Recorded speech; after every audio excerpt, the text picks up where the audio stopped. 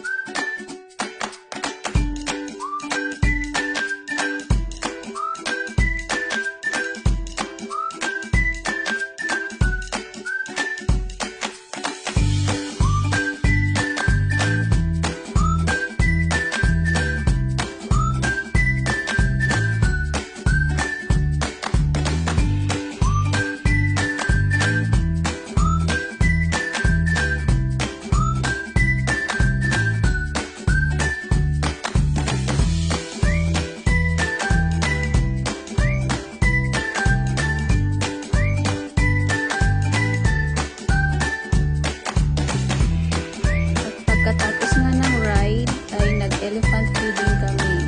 Ang bayad pala ay 50 to 200 baht. Basket of fruits.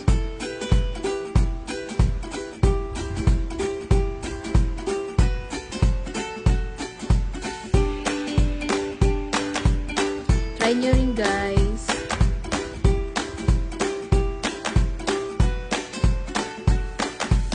Thank you for watching. God bless.